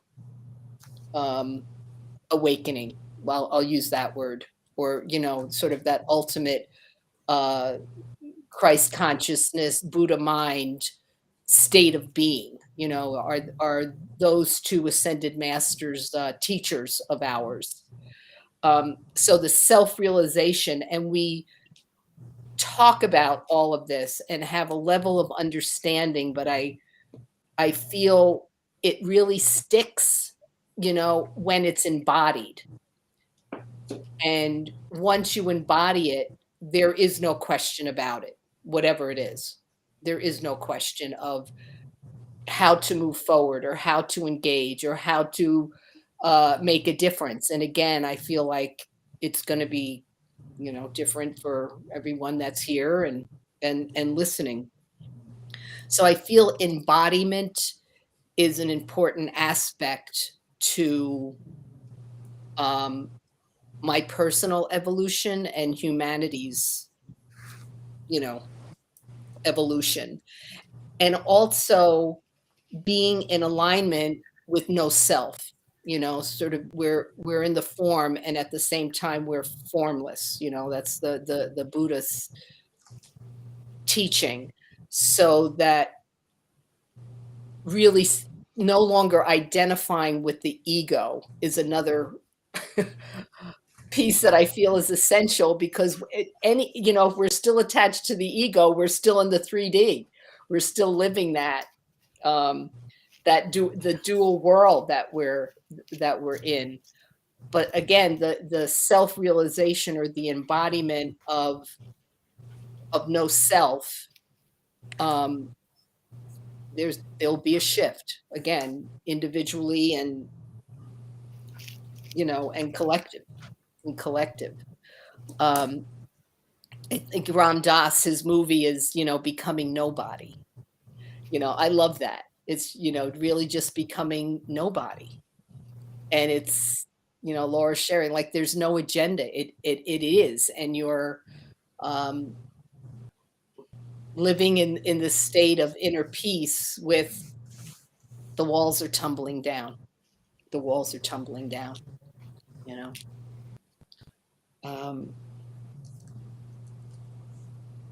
Yeah, I'm feeling complete, and Todd, thanks for having playtime and being with everyone tonight. I am going to sign off, and much love and blessings until we meet again. Thanks for coming, Joanne, and kicking this thing off with me. All right, be well. Much love. All right, take Much care. love. Namaste. Namaste. You're up, brother. Jamie? One of the, I don't know why this has come up a few times, so I need to mention it. One of the biggest issues that we have on our journey is, even though we're not being judgmental, we're still being judgmental at times. So like, you look at when you first awaken, and then after that, it's almost like we go through stages through the consciousness. And it's almost like some people seem to get sucked back into the programming because they go down the sharing disclosure road, but because there is so much programming subconsciously in it, it's almost like it hooks back in you again, which I'm seeing that is quite a pattern at the moment, but people are starting to break out of that too. And in terms of the frequency thing, I was reminded yesterday that when I was a child, I used to talk and hear the plants. Like, I could actually hear the frequency and communicate back and forwards. And so I really, like I've been saying for a while, that I do feel like it's all going to be telepathy based, but it's like we can communicate non-verbally just with the energy and the frequency sounds. And I've noticed during healing sessions that I do myself, it's like I'm feeling the frequency come out of my throat now, like out of the front of my throat. So we are definitely physically evolving with our body as well. So I'm noticing, physical changes with the way that things happen with me, and also remembering from childhood so much that we came in with these keys and codes and got deprogrammed, and now it's just a matter of once again finding the lost soul fragments. So yeah, I'll pass it on now. Thank you for having. Thanks for having me, and look forward to coming on again soon. Yeah, right on. Antoinette? Yeah. I'm probably going to continue with what Jamie was saying, but it's like, to me, this thing that we have about New Earth, I think we've created a vision that it's separate to ourselves, and I think that we have to, maybe an action that we have to actually take is to realize that it's not something exterior that is just going to appear, or like we're coming back to that savior complex, that someone's going to do something or something's going to happen and it's just going to magically appear. I think it comes back to a huge theme, unconditional love. It comes back to, having love for oneself and acceptance for oneself as well as for others, and that is, the whole no judgment thing, and seeing people being vulnerable and maybe going past the reason why they're acting the way they're acting, and knowing that we are all ultimately connected. So for me, I guess the action that I would continue to take is coming to grips with the idea that we are not separate from each other, that New Earth is not a separate entity to us, that we actually form that we are the components of it. Our bodies have this unbelievable power that we have not even connected to, I believe, and I experienced that today with Jamie, because I've never actually seen the insides of the cell and all that happening as such, as a vision. So gathering those parts of ourselves that we have denied ourselves from or disconnected from, I think is a real big key in actually creating, I don't want to use the word matrix, but creating a new earth in our own physicality, in that it comes from within, and then we will then create it without. So as above, so below, as within, so without. And I think Jamie and I spoke about this during the session. So it's a sense of the action needs to be internal, and then we have to ground it into a reality.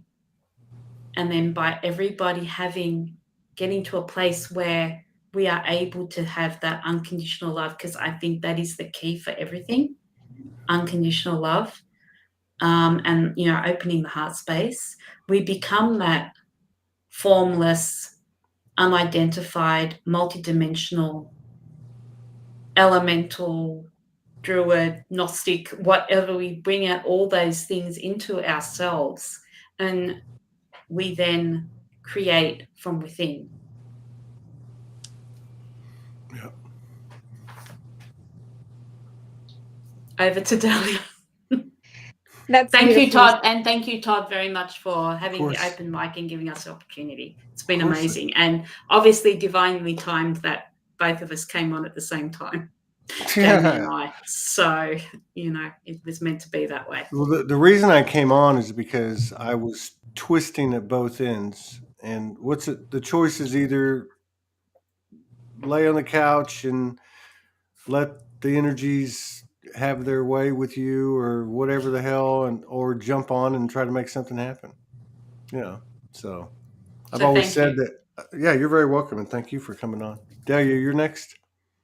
It's definitely something that is in the frequency of everything that's coming up, because everything is connected, and how we're all experiencing that. Exactly, there's no mistake in that.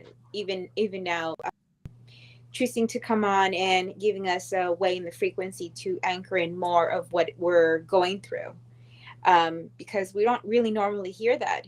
The process of everything else, from time, if it's like getting sick and tired of when is the ball dropping, and it's also that things waiting for the ball to drop. You're giving your power away to something exterior to the ball to drop, when it's always internal, and then that is going into the inner body and the inner self and doing the work there. And I mean, I'm just going to use this as an example because I thought and it was shown to me. We're all going through the process, death and rebirth. That's always going to be constant for us, especially in consciousness. We embody something into ourselves and our consciousness, and then it's like Todd said, 2-3 months after, it's no longer applied, moving through and shifting through the energy. And as we're going through the birthing process, I don't know if you've seen the latest, so NASA shared a picture of the black hole giving birth to stars. That's never been seen ever. And if in the physicality, we're going through our own birthing process, in the physical reality, in the cosmic way, it is being presented to us to actually witness that. Nobody's ever witnessed that, and at least into our existence currently at the state from where we have record of at this moment. So that is even also very interesting and prominent in the frequency, since we're in the process of rebirthing ourselves into much more bigger in that we've thought of ourselves, the multidimensionality of it. And I totally understand that whole frequency when we're trying to do everything now to more of a non-action as well as the telepathic. I'm talking about the telepathic overall linking energetic. It's like even when Laura popped on, I can feel the energy frequency of me and her talking multidimensionally while being in the presence and not saying anything. And that's coming on for a lot of people, where you can feel the energetic code being exchanged and can see the frequency that is happening. And it happens so much more with a lot of people. I have conversations like that sometimes with my sisters, and that also includes other people that I visited. When I got home, they texted me right away, "Did you make it?" And it's just like, oh, how do you know? And it's that exact telepathic connection that's becoming that. And it's in the heart space of divine love that when we're connected in that frequency, it is becoming more of a clear connection. There's like that phone connection. It's just crystal clear. It's not even a thin, it's no longer thin anymore. It's becoming like a big hole where the connection of the heart is going through. So when I can feel someone going through something, I can really tell. It's like check in with them, not check in with them, you know, where more or less is I want to make sure that they're also giving the privacy.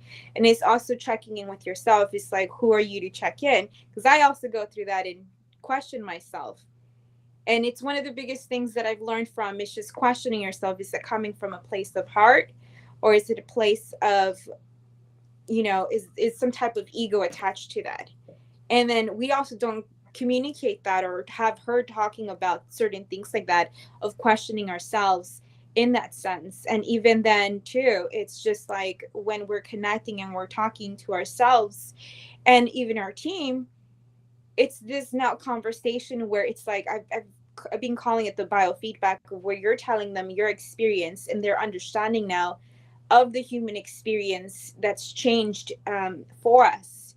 And it's becoming more of like, let me work with you, I don't want to hurt you, kind of thing, because the energies can be very intense. And we can continue, oh my God, it's really intense. When you turn around and say, hey, this is really intense, I fix the frequency, it's too much for the body, we're getting major results where it's just instant now. So there's also that component, and I will leave it there. Excellent. Excellent. Laura Cruz.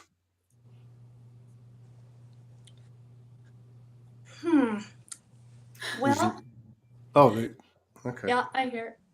Once again, it was interesting, Todd, because even just in the, I guess, the question or the comments you presented, it's like,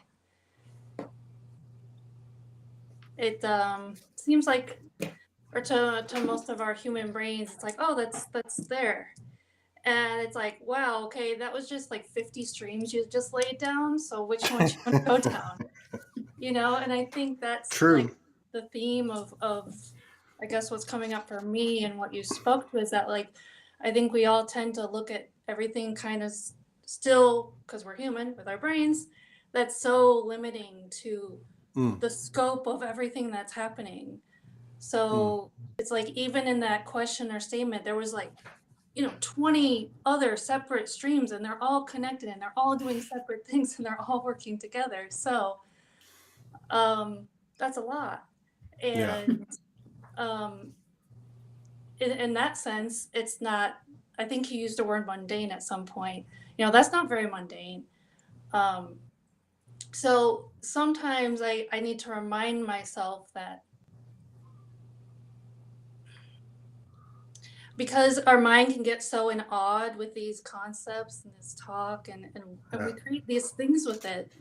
And then just having your experience here in every moment, like if you are really present for it and in your body for it, like it doesn't have to be that can't be that mundane, because like stuff can come up everywhere. Like there's always some new current of something. And the other part that was coming in was I think we tend to think of we're awakening, so we're doing this awakening, and we tend to put that in these concepts of multidimensional and star people, and we put them in all these really big concepts that we can't even really understand in our brains anyway, but we try to. And I think we forget that the biggest component of this awakening, like top notch, is being unconditional love. Like that would be, sure, you can awaken to this and you can awaken to that, and these all these new ways of being or dimensions or people, sure. But like really embodying and embodying that and bringing that in, like 100% every cell, like that's you're pretty, you've done what you're here to do. Like, so I think that's a big, for me, I've noticed a big component that's kind of, I feel like we're all here working on. I think one of the things you said was like, what else are we doing here? What else? Well, I think that's a big, huge piece of it, because I tend to, like, I listen to a lot of people talk. I listen to your shows and other people's, and it's like, okay, all the information, yeah, I get it, and I understand, and cool.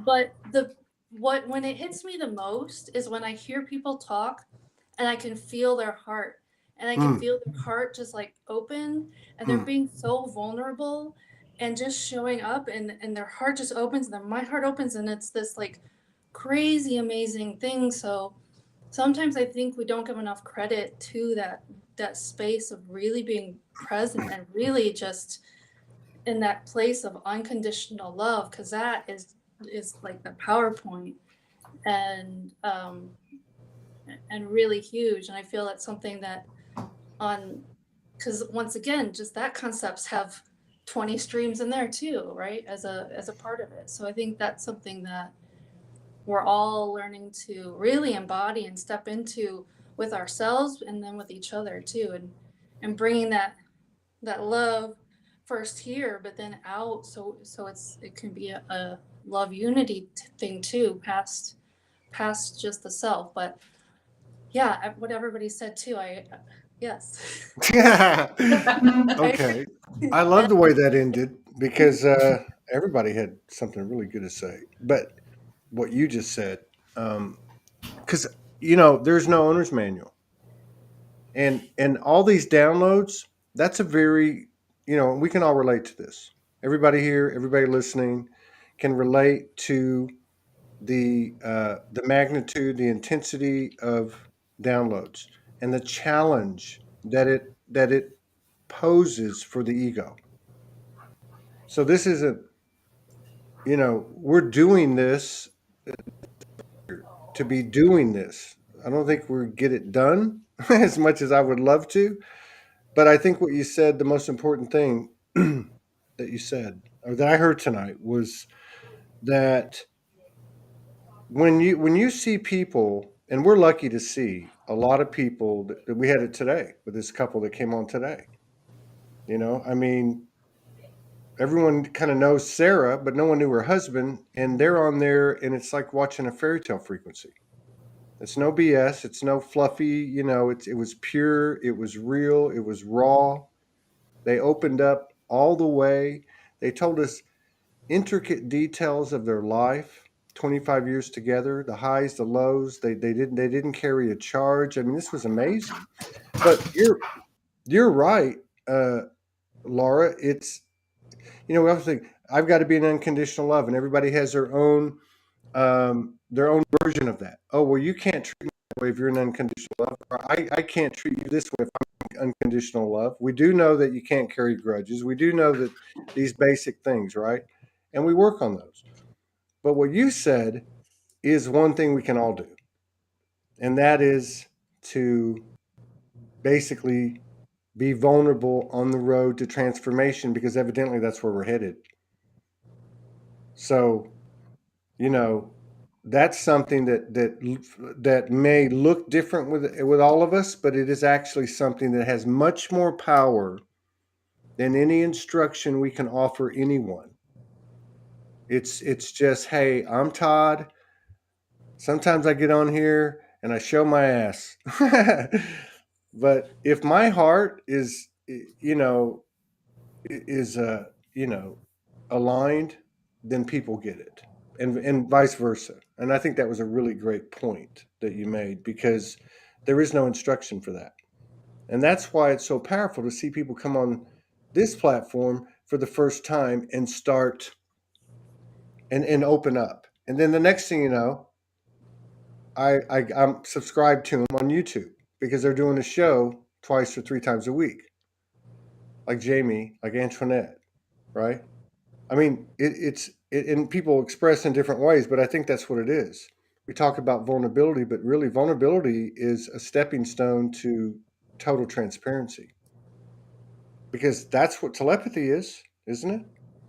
Like, we don't have these things going on in the higher dimension because it's straight telepathy. We don't have really any issues when we have dimensional experiences or visitations, because it's pure telepathy. Their lips aren't moving, but we know what they're saying, and we know how, because we also know how it feels. So, yeah, that was a really good point. Great way to wind it up. I'm still twisting at both ends. Thank you for putting up with me and my technical difficulties. Is it still messed up? The mic? A little bit, just a little bit. It's not as bad as before. Oh, that's fantastic. Yeah, that's great. Anyway, we'll just have to say a prayer. All right. Love you guys. Thank you so much for coming in. I really appreciate it.